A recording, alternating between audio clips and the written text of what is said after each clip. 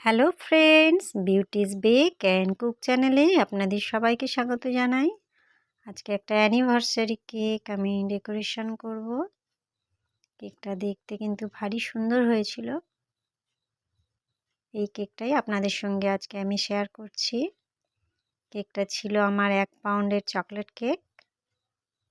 হয়তো আপনারা ভাবতে পারেন যে ডেলি চকলেট কেকই বানিয়ে যাচ্ছে। অ্যাকচুয়ালি আমি যে এলাকায় থাকি এখানে বেশিরভাগ মানুষই চকলেট কেকটাই পছন্দ করেন। এই কারণে আমাকে ডেলি চকলেট কেকই বানাতে হয়, আর সেটাই আপনাদের সঙ্গে আমাকে শেয়ার করতে হচ্ছে। আমি 3টে লেয়ারে প্রথমে কেটে নিয়েছি, আর প্রথম লেয়ারের উপরে আমি এটা চকলেট গানাশ দিয়ে দিয়েছি, দিয়ে সেটা সমানভাবে চারিদিকে লাগিয়ে নিচ্ছি। আমি এর উপরে ক্রিম দিচ্ছি, তার সঙ্গে কিছুটা চকলেট গানাশ দেব।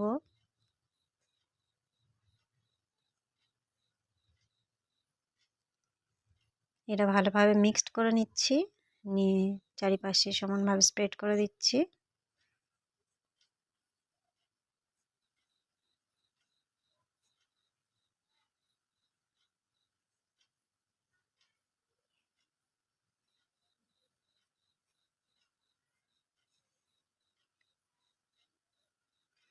কিছুটা চকো চিপস দিচ্ছি এর সঙ্গে, এতে টেস্ট আরও বেশি ভালো লাগে। আপনাদের কাছে যদি না থাকে তাহলে এটা স্কিপ করতে পারেন। কিছুটা চকলেট কুচি করে সেটা দিয়ে দিতে পারেন, তাতেও টেস্ট ভালোই লাগবে। আমি আবারও সেকেন্ড লেয়ারের উপরে কিছুটা গানাশ দিচ্ছি।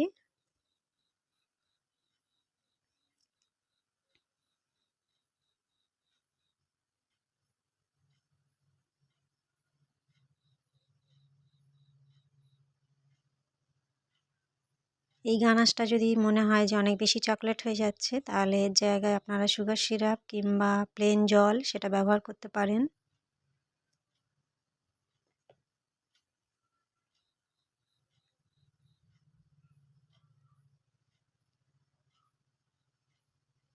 আমি আবারও কিছুটা ক্রিমের সঙ্গে চকলেট গানাশ মিক্সড করলাম, সেটা সমানভাবে চারিদিকে লাগিয়ে নিচ্ছি।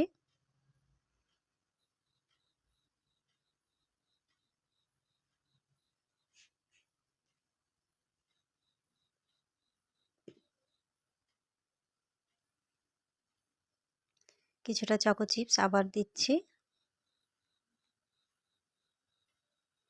এই চকো চিপসটা বাড়িতেও বানিয়ে নিতে পারেন। চকলেটটা জাস্ট মেল্ট করে নেবেন কোনো ক্রিম ছাড়া, ছোট ছোট করে ডট ডট দিয়ে নেবেন, ছোট্ট ছোট্ট করে চকো চিপস হয়ে যাবে।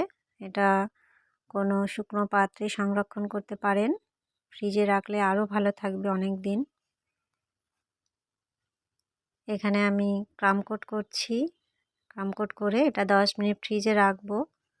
তারপরে এর উপর ফাইনাল লেয়ারটা দেব।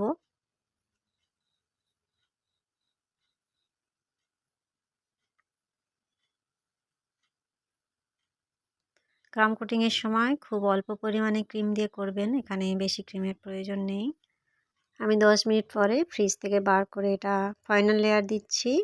ক্রিমটাতে আমি 4-5 ড্রপ ব্লু কালার মিক্সড করেছি, সেই ক্রিম দিয়ে আমি এখানে ফাইনাল লেয়ারটা দিয়ে নিচ্ছি। দেখুন কিভাবে আমি দিচ্ছি। এইভাবে দিতে যদি অসুবিধা হয় তাহলে পাইপিং ব্যাগে ক্রিম ভরে দেবেন, ওতে লেয়ারিংগুলো সমান হবে। আমার এটাই সুবিধা হয়, আমি এইভাবেই দিই।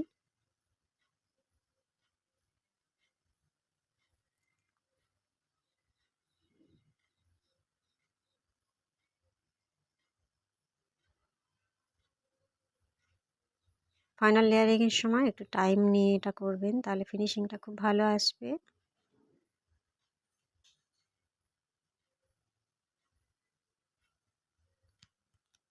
আমি এখানে একটা ছবি নিয়েছি, দেখুন এটা প্রিন্ট করিয়ে নিয়েছি আমি।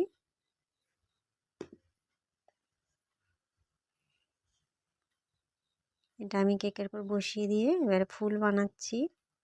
এটা আমি R11 নজেল নিয়েছি নূরের। আমি ক্রিমে পিঙ্ক কালার মিক্সড করেছি আর ছোট্ট ছোট্ট গোলাপ বানাচ্ছি।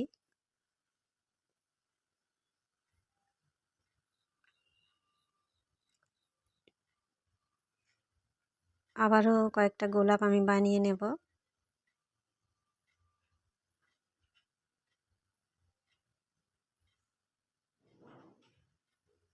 প্রত্যেকবারে কিন্তু গোলাপ বসানোর সময় আমি একটু করে ক্রিম লাগিয়ে নিয়ে তারপরে বসাচ্ছি। এতে কি হয়, ফুলটা বসাতেও সুবিধা হয় আর একটু ফুলটা উঁচুও থাকে, তার জন্য দেখতেও ভালো লাগে। বেশি ফ্ল্যাট হলে দেখতে ভালো লাগে না।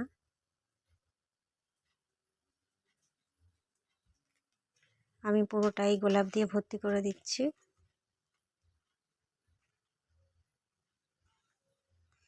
এখানে আমি পাতা বানাচ্ছি, এটা লিফ নজেল দিয়ে করছি। আর ক্রিমে আমি গ্রিন কালার মিক্সড করেছি। এটা ছোট লিফ নজেল।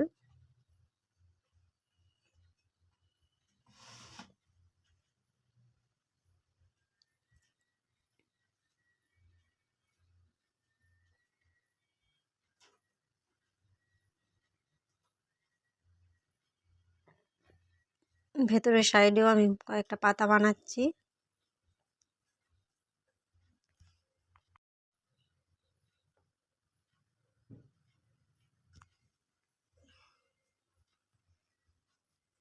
নিচে আমি বর্ডারটা বানিয়ে নিচ্ছি, ওই R11 নজল দিয়েই আমি করছি, আগে পিছে করে।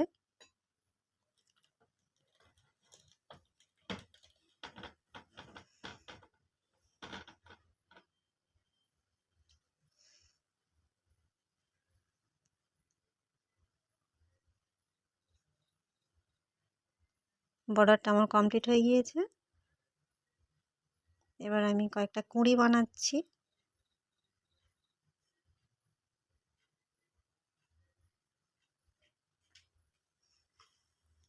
আমি কয়েকটা বাটারফ্লাই বসাচ্ছি এখানে, এটাও আমি প্রিন্ট করিয়ে এনেছি।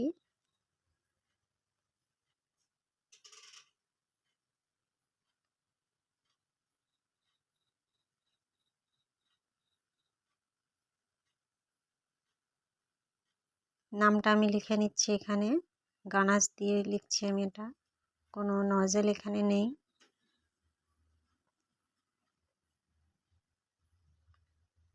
আমি দুজনের নাম লিখে দিয়ে একটা ছোট হার্ট বসিয়ে দিলাম। দেখুন কেকটা আমার কমপ্লিট বন্ধুরা। ভালো লাগলে অবশ্যই একটা লাইক করবেন, চ্যানেলটা সাবস্ক্রাইব করে রাখবেন। আরও নতুন নতুন ডিজাইন নিয়ে আপনাদের সঙ্গে আমার দেখা হবে নেক্সট ভিডিওয়। সবাই ভালো থাকবেন, বাই বাই।